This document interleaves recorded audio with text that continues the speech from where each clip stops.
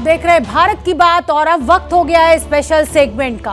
कल देश के खिलाफ जंग छेड़ने का गुनाह साबित होने पर यासीन मलिक दिल्ली की अदालत ने उम्र कैद की सजा सुनाई थी। आज हम यासीन मलिक की उस सजा की बात इसलिए कर रहे हैं क्योंकि कश्मीर में जो खून की होली खेली जा रही है उसके पीछे भी यासीन मलिक जैसे गुनहगारों का ही हाथ है। यासीन मलिक जिसने आज से करीब 35 साल पहले कश्मीर में आतंक के रास्ते पर कदम रखा था और पाकिस्तानी आतंक की फौज का हिस्सा बनकर घाटी को दहशत की खाई में धकेला था। जब कश्मीर में आतंक के बीज बोए जा रहे थे उस वक्त अमरीन भट्ट ने ही जन्म लिया था और कल 35 साल की टीवी कलाकार अमरीन को आतंकवादियों ने गोलियों से भून दिया।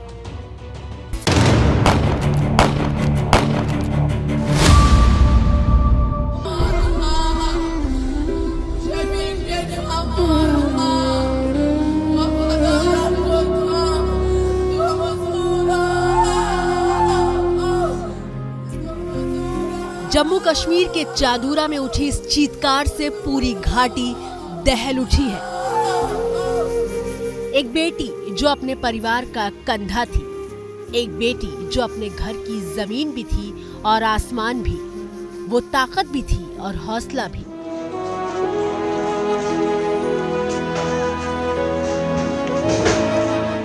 लेकिन बुधवार रात को आतंकवादियों ने इस परिवार से सब कुछ छीन लिया।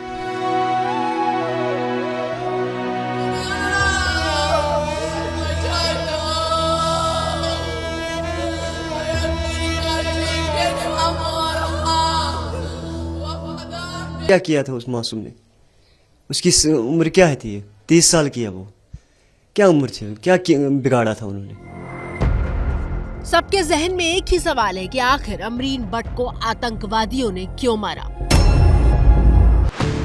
अमरीन इकलौती ही तो थी जो पूरे परिवार की जिम्मेदारी उठा रही थी। 35 साल की अमरीन पर घर के राशन से लेकर बीमार पिता के इलाज तक की जिम्मेदारी थी। घर भी वही चलाती थी।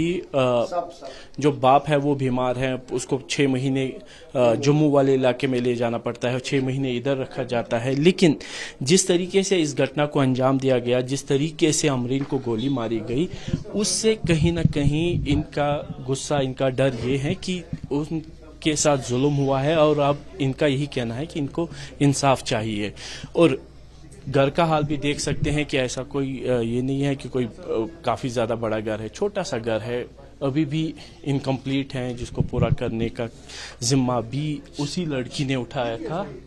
और परिवार का यही कहना है कि जो घर का पूरा खर्चा था, पूरा बार था, वो अमरीन ही चला रही थी और पिछले 12 सालों से वो टीवी का काम कर रही थी। और जिस तरीके से उसको कत्ल किया गया है, ये ना सिर्फ अमरीन के साथ जुल्म हुआ बल्कि पूरे परिवार को मार डालने की एक कोशिश है। सब ठीक चल रहा था, लेकिन बुधवार रात अमरीन के परिवार के लिए कयामत बनकर आई थी जब आतंकी अमरीन को ढूंढते हुए उसके घर की दहलीज तक पहुंच गए थे। टीवी में काम करने वाली और सोशल मीडिया पे वीडियोस बनाने वाली लड़की अमरीन भट्ट का ये घर है और इसी जगह पे उसको निशाना बनाया गया। घर वालों का ये कहना है कि शाम के समय अमरीन यहीं पे मौजूद थी जब कुछ अज्ञात लोगों ने उसको नज़दीक से गोली मारी। अमरीन ने यहाँ से बाग के अंदर जाने की कोशिश की, जहाँ पे उसको एक बार फिर गोली से निशाना बनाया गया। जो गोली उसको ना लगते हुए उसके बहन के लड़के यानी भतीजे को लगी थी, जो वो जख्मी हो गया था। लेकिन अमरीन की गर्दन में गोली लगी थी और यहाँ पे कुछ समय तक वो ऐसे ही पड़ी रही। आसपास के इलाके से जो लोग थे उनमें से किसी ने भी उसकी मदद नहीं की, यही ऐसा आरोप लग रहा है। और जब तक सेना इस इलाके में आके उसने कॉर्डन कर लिया, तब तक अमरीन का काफी भारी मात्रा में खून बह गया था। अमरीन के साथ साथ उसके 10 साल के भतीजे को भी गोली लगी है। अमरीन के जीजा ससुराल में ही रहते हैं और उस वक्त नमाज पढ़ने गए थे। गोलियों की आवाज सुनकर वो दौड़े दौड़े घर पहुंचे तो हर तरफ आतंक और दहशत के लाल निशानों से जमीन सनी हुई थी।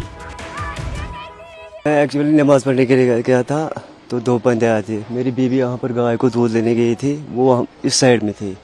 तो अंदर से वो थी मेरी सिस्टर और मेरा बेटा है छोटा। तो 2 बंदे आ रहे हैं, वो कह रहा है कि 2 बंदे आए, उन्होंने बुलाया उसको, कहा कि हमारे आज बड़गांव में शूटिंग है, इधर देखो। वो तो गेट पे निकली उस दरवाजे पे, तो उन्होंने फायर खोला, वहाँ से फायर 2-3 मारा उनको, इतना ही पता है। फिर मैंने नमाज ख़त्म किया, तब तक वो भाग चुके थे। बिगाड़ा था इस मौसम ने उसका, क्या बिगाड़ा था? किसी के साथ इससे पहले कोई ज़्यादती नहीं थी, किसी के साथ दुश्मनी नहीं थी, क्या बिगाड़ा था उसने? इस परिवार ने सिर्फ बेटी को नहीं खोया है, बल्कि घर को मुसीबत से बचाए रखने वाली छत को भी खो दिया है। अमरीन पिछले काफी वक्त से टीवी में काम कर रही थी और उन्हीं पैसों से घर चलाती थी। अमरीन को मारने की जिम्मेदारी टीआरएफ नामी संगठन ने ली है। वही टीआरएफ जो लश्कर के इशारे पर टारगेट किलिंग्स को अंजाम दे रहा है। अमरीन की मौत के बाद इलाके में सर्च ऑपरेशन चलाया गया, लेकिन मिलिटेंट्स तब तक फरार हो चुके थे। और ये पहली बार नहीं है। कश्मीर के बडगाम में ही चादूरा इलाके में 15 दिन के भीतर ये दूसरी वारदात हुई है। इसी महीने की 12 मई को आतंकवादियों ने सरकारी कर्मचारी और कश्मीरी पंडित राहुल भट्ट को उसके दफ्तर में घुसकर गोलियों से भूना था। कश्मीर से खून से सींचा, किस कश्मीर को खून से सींचा। टीवी स्क्रीन पर मौजूद ये तस्वीरें कश्मीरी पंडितों के विरोध प्रदर्शन की है। कश्मीरी पंडित सरकार से सुरक्षा मांग रहे हैं ताकि अब फिर किसी कश्मीरी पंडित के खून से घाटी लाल न हो। हमारी एक ही मांग है कि हमें जब तक कि यहाँ पे सेंस ऑफ सिक्योरिटी नहीं होती है, हमें यहाँ से जम्मू के लिए रिलोकेट किया जाए। तब तक हम वापस नहीं आएंगे, तब तक हम ड्यूटी ज्वाइन नहीं करेंगे, जब तक कि हमें ये आश्वासन न दिया जाए कि हमें जम्मू रिलोकेट किया जाएगा। गुरुवार को जम्मू कश्मीर के उपराज्यपाल मनोज सिन्हा ने राहुल भट्ट के परिवार से मुलाकात की और उन्हें हर तरह की मदद का आश्वासन दिया। एक बात कही गई कि मैं देर से आया, सच है, मैं उसी दिन आ रहा था। सुबह भट्ट जी की बहन और उनके बहनोई, इन 2 लोगों से मेरी मुलाकात हुई थी। कश्मीर घाटी में टारगेट किलिंग के दौर से हर तरफ दहशत है। कश्मीरी पंडित हों या फिर पुलिस के जवान, दहशतगर्द हर किसी को निशाना बना रहे हैं।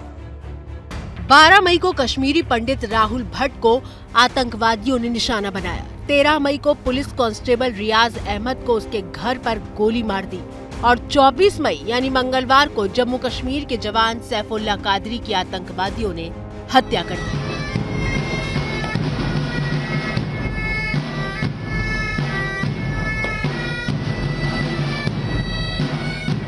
तिरंगे में लपेटकर जिस सैफुल्लाह कादरी को आखिरी विदाई दी जा रही है, वो जम्मू कश्मीर पुलिस के स्पेशल ऑपरेशन ग्रुप का हिस्सा थे।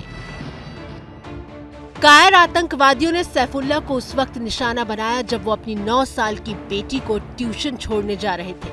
आतंकवादियों ने क्रूरता की सारी हदें पार कर दी हैं, क्योंकि हमले के वक्त दहशतगर्दों ने पुलिस कांस्टेबल की 9 साल की बेटी पर भी फायरिंग की। ये तस्वीर उसी बच्ची की है जिसके शरीर पर भी जख्म है और जिसके जहन पर भी जख्म है। शरीर के जख्म शायद भर जाएंगे, लेकिन आंखों के सामने पिता की मौत का जख्म वो कभी नहीं भूल पाएगी। आज टेररिस्ट ने मानवता के सारी हद को पार कर दिया। उस छोटी सी बच्ची जो 9 साल की थी उसको नहीं छोड़ा, उस पर भी फायर किया। वो भी जख्मी हो बेचारी, वो भी हॉस्पिटल में है, स्टेबल है, ठीक है। और मैं अपने पुलिस के सारे जवानों से को आश्वासन देता हूं, जो भी टेररिस्ट इन्वॉल्व है उसको बहुत जल्दी न्यूट्रलाइज कर देंगे। अमरीन भट्ट की हत्या की जिम्मेदारी टीआरएफ ने ली है और कश्मीरी पंडित राहुल भट्ट की हत्या की जिम्मेदारी कश्मीर टाइगर्स नाम के संगठन ने ली थी। दरअसल ये तमाम संगठन पाकिस्तान समर्थित ग्रुप के मखोटे हैं, जिसके दम पर वो अंतर्राष्ट्रीय स्तर पर अपनी छवि साफ रखने की कोशिश करता है। टीआरएफ को लश्कर चलाता है और कश्मीर टाइगर्स की कमान भी लश्कर-ए-तैयबा और जैश जैसे आतंकी संगठनों के हाथ में है। खुफिया सूत्रों के मुताबिक साल 2021 में 4 नए आतंकी संगठन पाकिस्तान के इशारे पर ही बनाए गए थे। इनमें TRF, people's anti fascist front, Lashkar-e-Mustafa और कश्मीर टाइगर्स शामिल थे। दरअसल पाकिस्तानी खुफिया एजेंसी के निर्देश पर भारतीय नाम वाले इन आतंकी संगठनों का नाम इसलिए लिया जाता है जिससे पाकिस्तान को अंतर्राष्ट्रीय स्तर पर विरोध का सामना न करना पड़े। जबकि हकीकत ये है कि नए उगने वाले संघ और लश्कर के पास ही होती है। ये कायर पाकिस्तानी आतंकवादी कश्मीर को कब्रिस्तान बनाने की साजिश कर रहे हैं। ये कायर पाकिस्तानी आतंकवादी मुसलमानों के और कश्मीरियों के सबसे बड़े गुनाहगार और दुश्मन हैं। इन आतंकवादियों को इनके गुनाहों की भारी कीमत चुकानी पड़ेगी। अपराध करने वाले इन दहशतगर्दों को मौत के घाट उतारा जाए। घेरेबंदी तो सेना कर चुकी है और लगातार कर रही है। आतंकियों को जहन्नुम पहुंचाने का काम भी शुरू हो चुका है। सुरक्षा बलों ने कुपवाड़ा में 3 आतंकियों को मार गिराया है और उनके पास से भारी मात्रा में हथियार भी बरामद हुए हैं। सूचना मिली थी कि आतंकवादी भारतीय सीमा में घुसने की फिराक में थे। इससे पहले बुधवार को जम्मू कश्मीर के बारामूला में सुरक्षा बलों और आतंकवादियों के साथ हुई मुठभेड़ में आतंकी संगठन जैश ए मोहम्मद के 3 आतंकवादियों को मौत के घाट उतार दिया गया था। मारे गए तीनों आतंकवादी श्रीनगर में किसी बड़ी वारदात को अंजाम देने की फिराक में थे। इस मुठभेड़ में जम्मू कश्मीर पुलिस का एक जवान भी शहीद हुआ है। जम्मू कश्मीर में आतंक का सिस्टम कितना कमजोर हुआ है उन्हें इन आंकड़ों से समझिए। 2021 में 229 आतंकवादी हमले हुए थे, जबकि 2022 में 66 आतंकी हमले हुए हैं। पिछले साल 193 आतंकियों को मौत के घाट उतारा गया था, जबकि इस साल 80 आतंकवादी मारे जा चुके हैं। पिछले साल देश के 42 जवान शहीद हुए थे, जबकि इस साल अभी तक 16 जवान देश के लिए अपनी जान दे चुके हैं। पिछले साल 36 आम नागरिकों की हत्या हुई थी, जबकि इस साल अब तक 17 बेगुनाहों की जान जा चुकी है।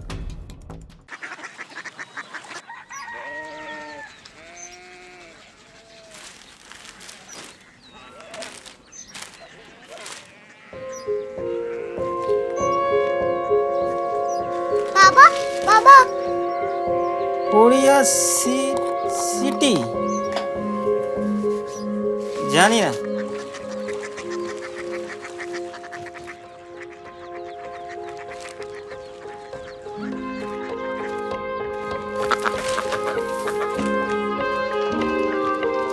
Korea city.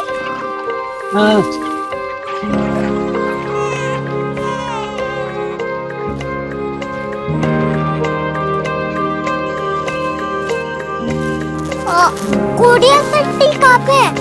शहर अंग्रेजी लगे हैं।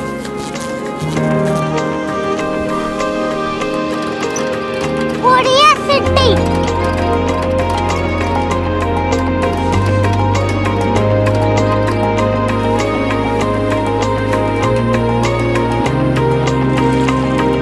वो बहुत दूर है।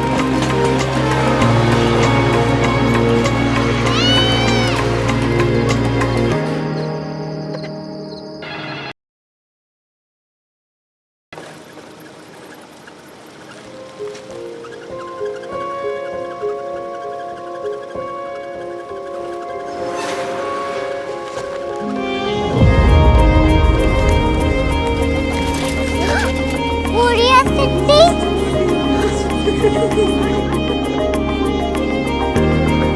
दुनिया कुछ लोग बड़े होते हैं। कोरिया सिटी कहाँ है? प्रोफेसर साहब को पता होगा। हो, ये छोटा वाला ग्लोब लगता है और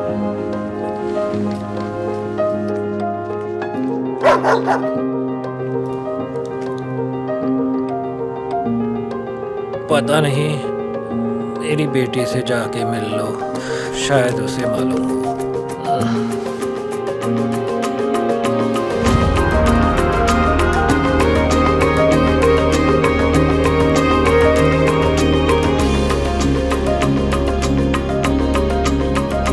हाय, बाबा ने भेजा है।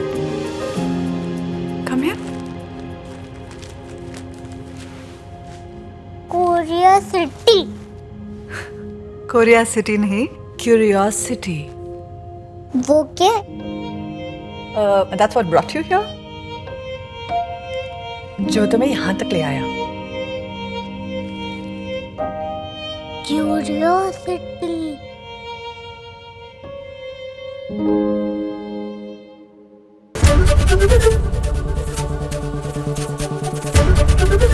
एबीपी न्यूज आपको रखे आगे।